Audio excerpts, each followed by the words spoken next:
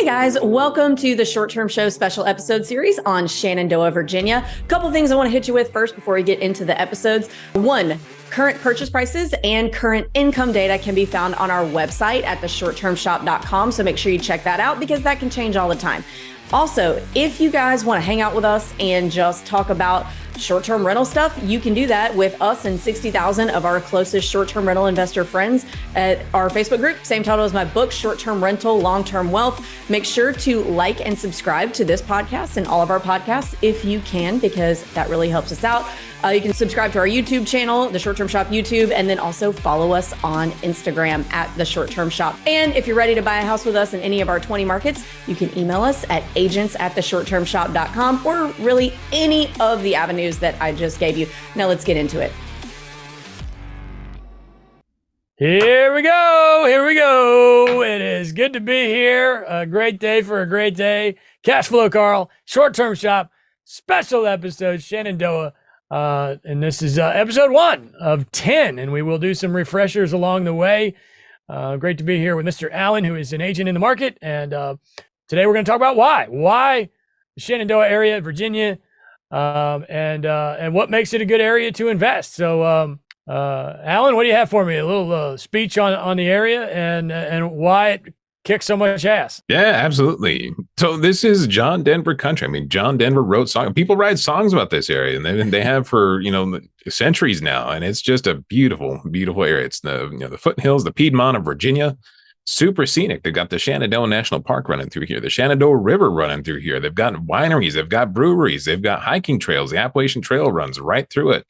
And, this is the cabin capital of Virginia. This area, the Shenandoah Valley, is just super picturesque, super scenic, and it is drivable. It is super close to the DC area. It's got lots of roads going in and out of it. And it's just this beautiful patchwork of farmland and mountainside and greenery. And it's got everything for everybody. There's the whole tourism thing here in Virginia. Virginia is for lovers. It's for lovers of all kinds of things. The whole tourism moniker is, people who love wineries, people who love hiking, people who love river activities, fishing, all that kind of stuff.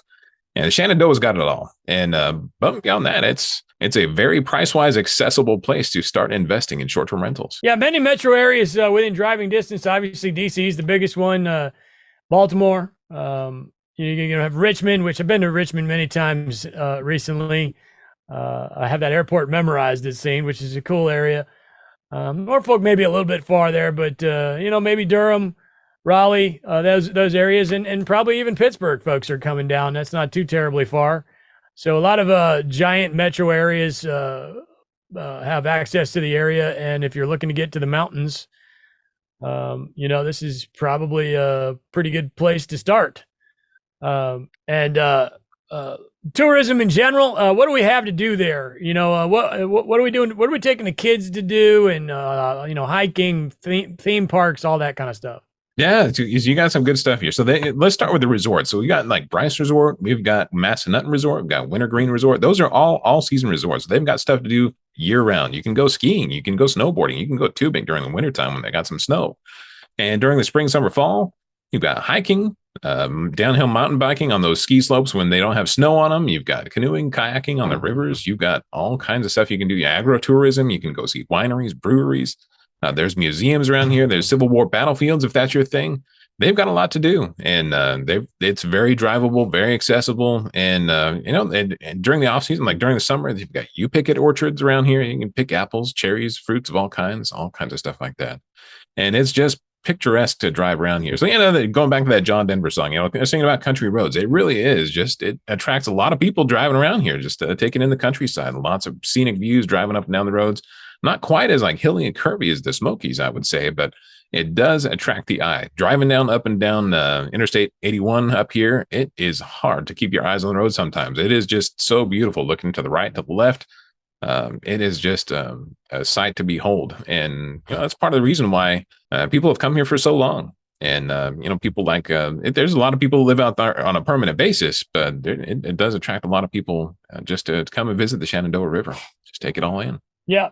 Would you say it's a little, price wise, where do I compare to other vacation areas?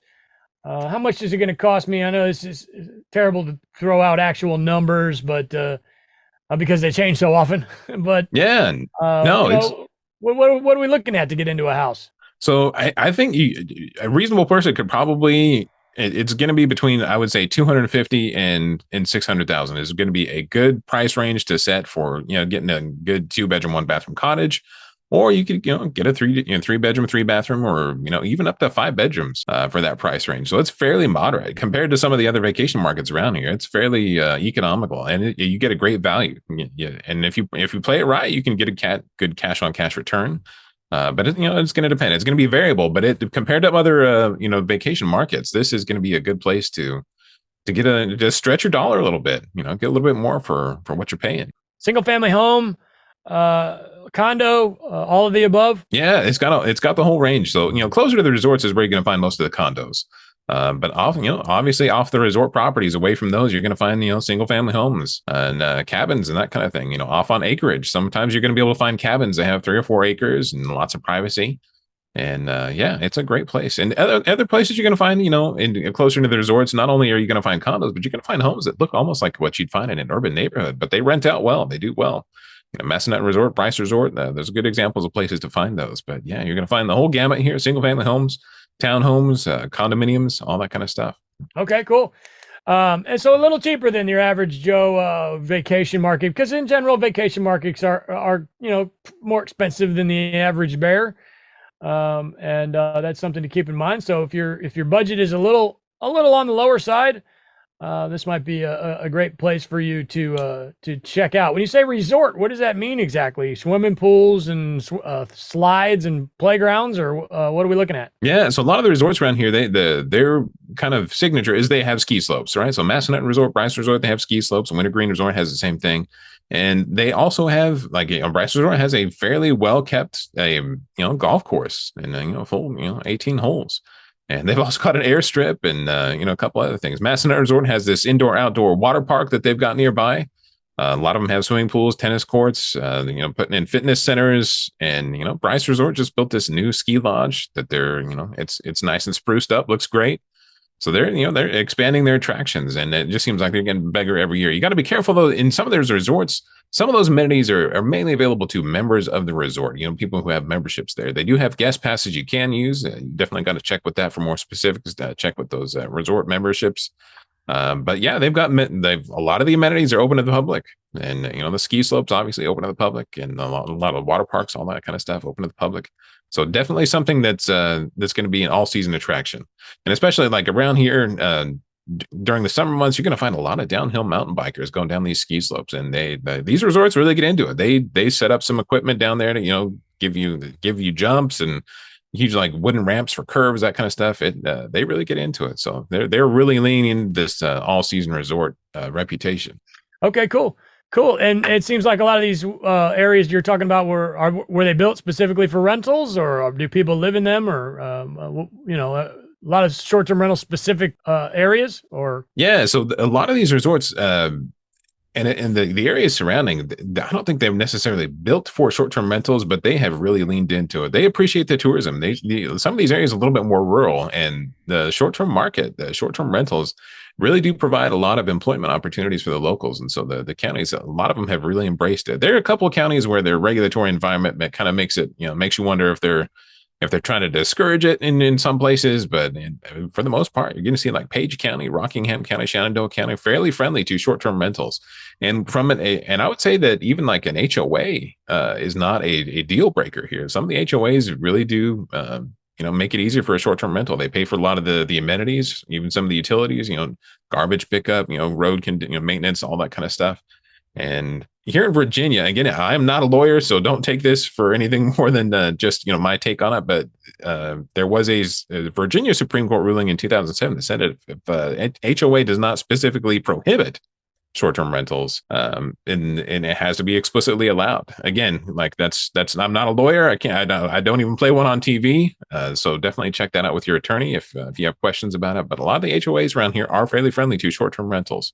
And definitely check that out. Something you want to be aware of. Yeah, well, we might as well just go ahead and slide into regulations then. What am I looking at as a whole in the market? Are they pretty friendly to what we're doing here, and just make sure I pay my taxes and we're good? Or are there a lot of hoops to jump through to get a license or a permit? Is there a permit?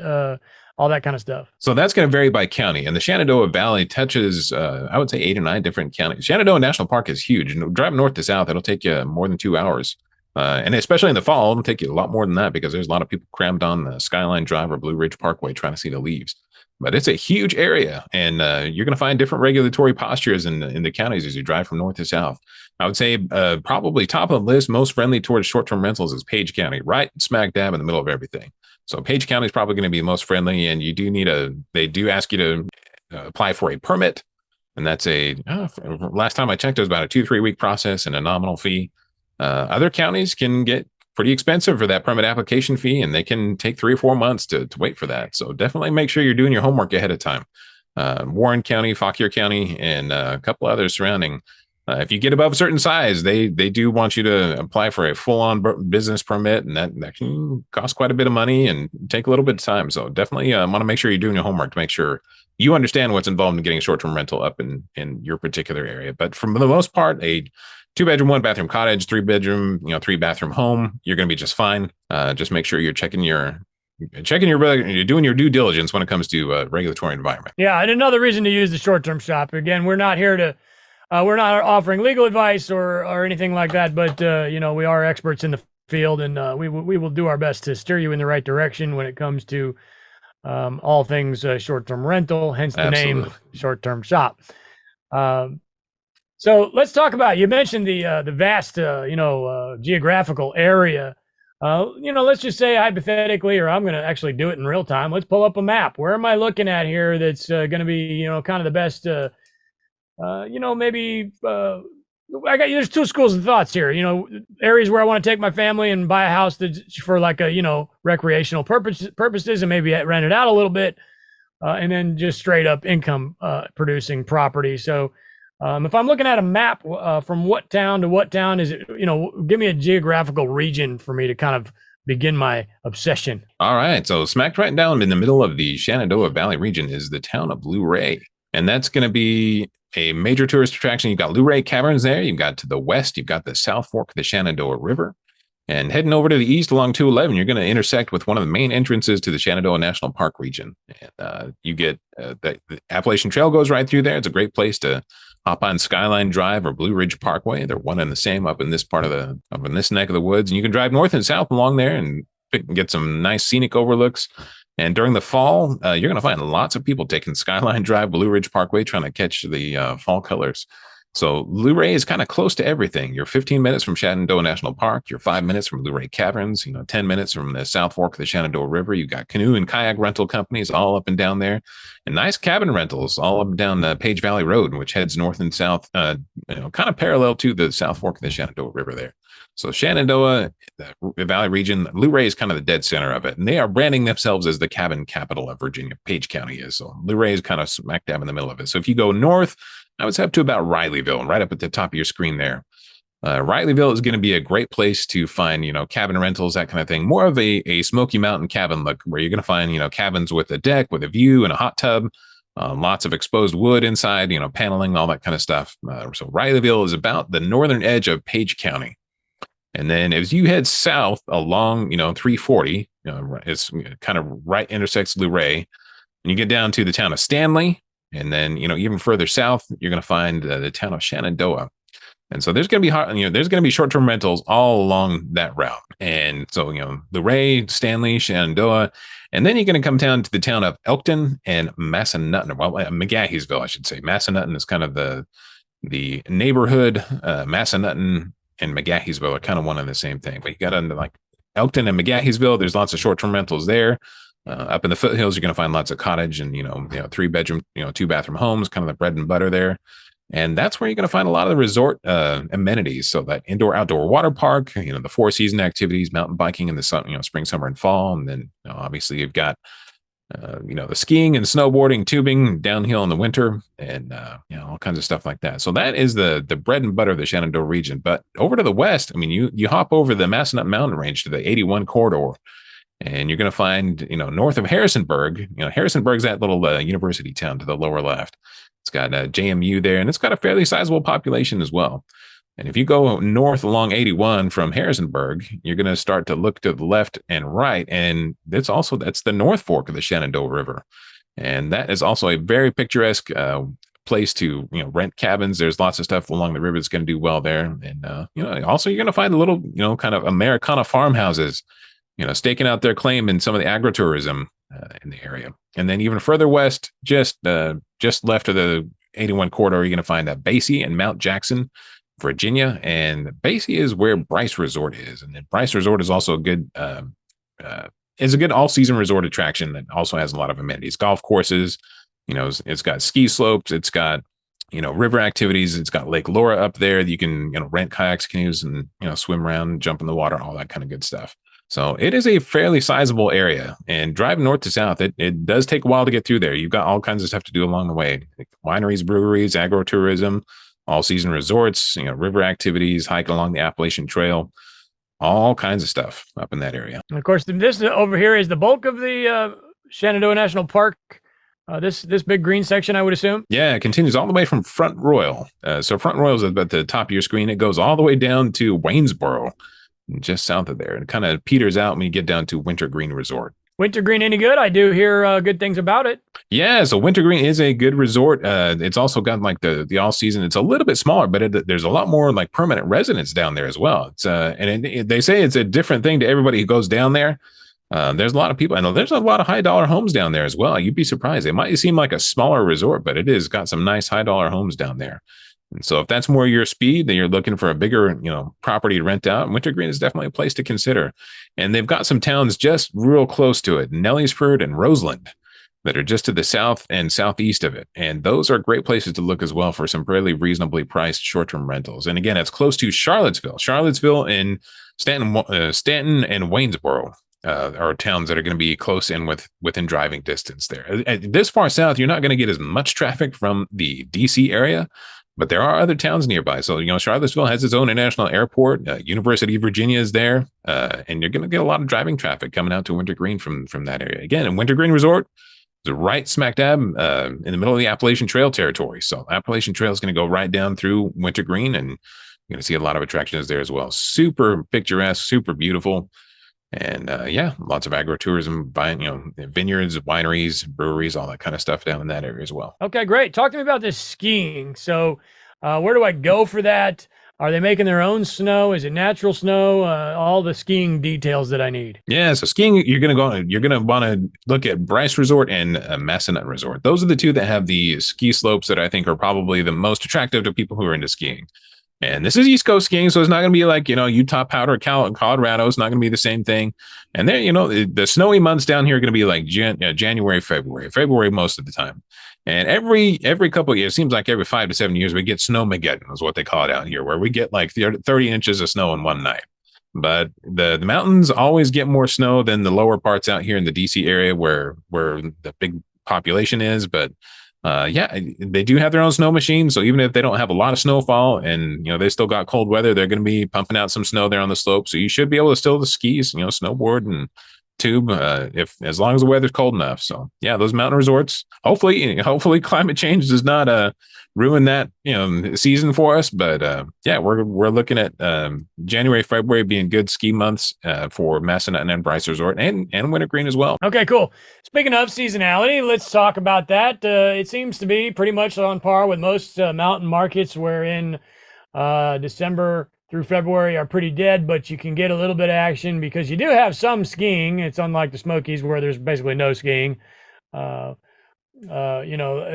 People sit, and the reason I bring that up is because people hear mountains and they think skiing, which is not always the case, not on the East Coast, the east side of the nation, but you do have a little bit. So December and February, probably not empty. You got some options there to get some bookings. And then March through May is when things pick up and the weather starts to get really nice. And then June and August are going to be probably your, June through August, probably your busy season, give or take, or at least, kind of on cruise control for a minute.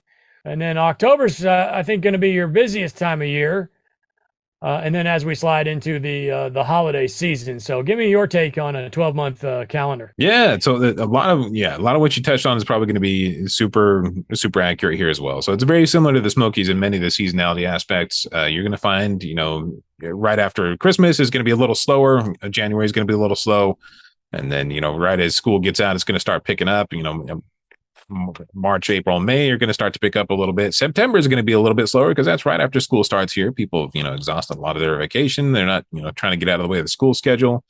But mostly, other than that, there's going to be stuff to do all year round, and it's going to have a little bit of something for everybody else. So I'd say September is going to be slow. January is going to be a little bit slow, and it's a slow ramp up in the spring a little bit. But other than that, it's a fairly consistent demand for stuff like that. If you're priced well and if you're doing a good job managing your property, you should see fairly consistent demand in those other months. And the national park is open year round. Is that true? Yes, it is open year round. There might be certain roads in the Shenandoah National Park that might be closed seasonally, but Skyline Drive should be open most of the year, unless there's some major snow event or something like that. But they do a pretty good job of keeping it open most of year round. Yeah, you're sitting somewhere around 1.5 million visitors to the actual national park per year, which is great, and it's on an upward trajectory. Actually, 21 was a little lower than 20, but that was to be expected.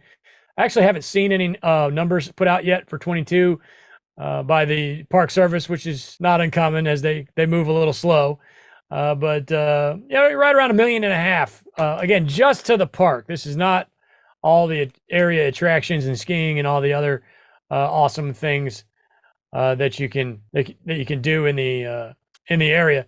So any kind of amusement parks? Nothing here that's super close to the Shenandoah. I mean, they've got like King's Dominion over, closer to, Richmond and that area, but nothing that's super close to the Shenandoah National Park area. Again, it's mostly focused on like agritourism, wineries, vineyards, breweries, and the Appalachian Trail and just the picturesque pastoral countryside around that area. Luray Caverns has a little bit of that, but like nothing that you would think of as terms of like Six Flags or Disneyland or anything else like that. Mostly just the staples of agritourism, river, mountain activities, that kind of thing. Mostly focused on the outdoors. Okay, great. And the hiking, I would assume, is fantastic. Yeah, absolutely. Hiking is it's top notch. You don't get much better than the Shenandoah Appalachian Trail. It's super picturesque. Yeah.